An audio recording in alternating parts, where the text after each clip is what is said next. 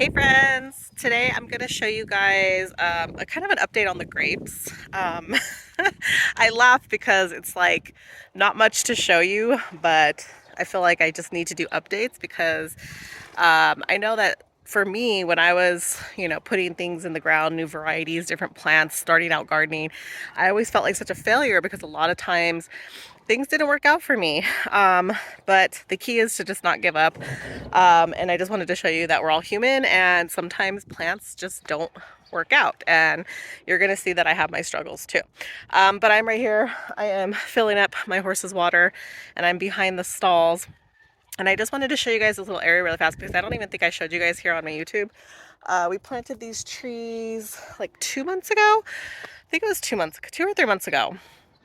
2 months ago, I think it was in May. We planted some different trees back here because we are going for shade. This whole backyard, when we moved in to this property, it was nothing but a sand lot. It was literally just dirt. Nothing was here. We built the house. We just kind of over the years have built onto it. This whole back property is new within the past few years because it was literally like a sand pit back here. So once we got animals, we built it out. And then, as you can tell, like we don't have, let me turn this off really fast because my horse's water is gonna overflow. But we don't have a lot of mature plants and trees back here because we just never had time or money to do so. So now that we're thinking about the future, I wish we would have done this, 10 years ago. So that's like my tip if you ever get into like a new property, plant trees because you will not regret it. It is the best investment ever. So let me show you guys this area really fast and then we'll head over to the grapes. Okay, I just wanted to show you guys, let me pull the camera out a little bit. So when we're walking back to this area, here's the horses. That's like the hole like where I fill up their water. This is the entrance to the back, I guess. We did put some desert pines because they do very well here in the desert, hence the name desert pine. So we have those in pretty much like every other spot. These things will get massive. We're gonna have to do a lot of pruning because they will grow out. But our hope is once they get high, we can still, kind of trim and prune the bottom so that it has like a big thick trunk, and then hopefully the canopy, hopefully once we get up to this fence. So we'll see. That's going to be years because pines are very slow growers. So we'll definitely have a few years before we even consider pruning those. And then in most of the spots, I want to say, we have these, they're called fruitless plums. They're an ornamental plant that we use here because they do way better for us than like a Japanese maple, which are very pretty but very hard to keep up here in our area. Again, we are zone 8B in the high desert. So these do very well. We have a bunch of these in the front yard. They say they're fruitless, but on occasion, I'd say most of the time, most of the trees we do have fruit on them, which can be pretty messy, but hopefully it'll just feed the wildlife and they'll leave my actual fruit trees alone. And then at the very end there, and then we'll come over here to these two. We have 3 of these locusts. These are the blue robe locust trees. They were just blooming last week. Of course, I'm not filming when they're blooming, but they're really pretty.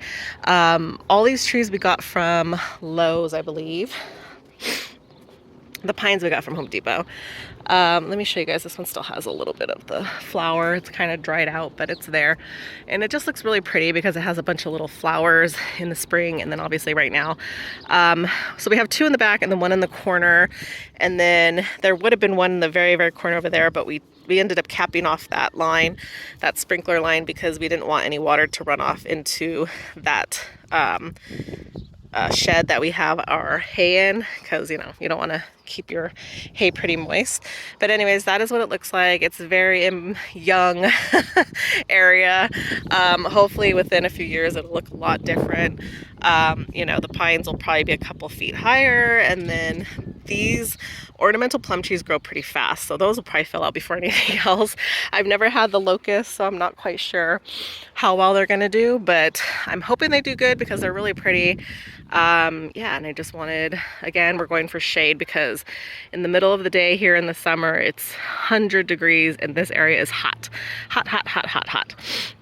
So anyways, let's move over and go over there and check out the grapes. Okay. Okay, I'm gonna start right here. This is the one I thought was dead, you guys. This is the Walmart one. The flameless red or red flameless, something like that. It came back, I left it in, gave it supplemental water, and it just started growing again. Can you believe that? Oh my gosh. So don't be quick to pull plants. It's still not have much growth, but we'll see. I'm kind of just giving it time. We'll see how it goes. This one is the Reliance. This is another red grape. And so far so good. Okay, puppy, stop it. This one is the best grower so far. The little grapes that were on there had fizzled out, so you know, maybe next year. But this one is doing really good. It's climbing up the trellis perfectly. This one is the Lakemont. This is supposed to be another green grape. As you can see, it has just kind of died back. Now I want to replace it. However, I'm kind of a little bit waiting and apprehensive because obviously the Walmart one came back. So I'm kind of just waiting to see if it decides to start pushing new growth.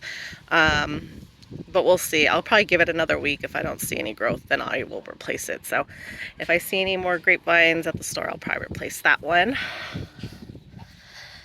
And then this one was the Tom Cord, which is the blue grape.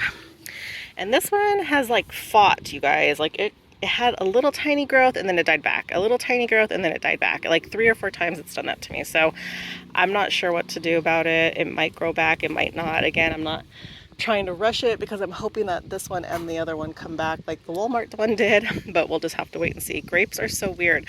I tell you, like I have the weirdest time with them, so I don't know. If you guys have any pointers, please let me know. Ooh, just a side note, I gotta pick these peaches before the freaking squirrels come and get them. They are ready. I got a couple peaches off that tree, a couple did go to the birds and squirrels, and then I did pick like 1 or 2 a few weeks ago because they were ready. Like I said, I wasn't getting very many peaches off that tree originally because I lost so many blooms due to the late frost this year. So whatever, my tree is getting healthier, it's getting bigger. I'm expecting a lot more of these next year. Again, I love peaches. I haven't picked any off of the Hellhaven peach tree yet, so I'm looking forward to that. Hopefully within the next week or so, because they're getting big. They're just not quite ripe yet. And I haven't netted the tree, which I probably should because I'm afraid the squirrels are just gonna enjoy it. Anyways, I'm gonna put these in my pocket. I got a lot of chores still to do this morning. All the animals are fed. I still have to clean the filter in the pool, water my plants right here in the backyard. But first I gotta come in here and water the vegetable garden because we still don't have our drip system hooked up. So that's what I'm doing. So I'll talk to you guys in a little bit.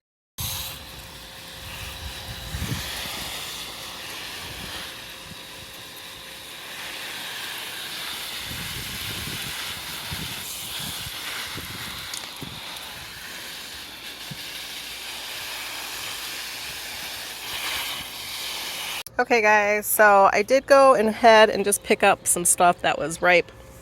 Obviously my 2 peaches. I have some tomatoes, there's aroma, some serranos. Not bad for a morning. I think I'm gonna harvest some of this rosemary and go make myself some breakfast with my eggs for my chickens. Just wanted to show you guys this. I had a lot of blossom rot here, as you guys can see on the ends of my tomatoes. So I was trying to read up on this because this is the first time I've actually dealt with this. And it turns out it's like a calcium deficiency. So I think I will be adding some fertilizer next year, or next time I plant tomatoes next season, just to give them an extra boost because I feel like just using the compost that I have obviously was missing something that the tomatoes needed, and I'd say it was a pretty good majority of them that were like this. I did get some, and there's tons of tomatoes still on the plant that look healthy. So hopefully I can get to them before they start rotting. This actually might be just because I left it on there a little too long, but some of these, yeah, are pretty bad. So those are going to go to the chickens, and then I'm going to take this inside and make breakfast. But I just wanted to show you guys that if you guys have never dealt with blossom rot. Again, this is something new, and I noticed it the other day, so I did research it. And it's a calcium deficiency. So a lot of times people will add eggshells and stuff like that, which I can do, but like my dog, you guys, he's eating the cucumber leaves. Nice. So yeah, I just figured I'd, you know, deal with that and then show you guys that, you know, again, all gardeners have their issues and I'm dealing with this year. So yeah, we'll try to correct that for next season. I am all done with my morning chores. Thank you guys so much for, you know, sticking around the video. I did go ahead and make breakfast. It was really good. I just grilled up some tomatoes and those serranos, threw in some rosemary, some chickens with my eggs, and I called it a day. It was really good, delicious. Gave me my protein that I needed for the day because I have been like, side note, I guess this has nothing to do with the video, but I just been, you know, it's so easy to just grab a bagel or some sort of like carb in the morning. So anytime I could actually make a nice protein filled breakfast, I feel a lot better during the day. So anyways, I'm going to leave you guys with that. Hope you guys enjoyed this video. Give me a thumbs up if you guys want to see more videos from me. I'm trying to stay on top of it. I am home, but you know, time gets away from me. I know it does for everyone. So I'll see you guys next time. Thank you guys so much for watching. Bye.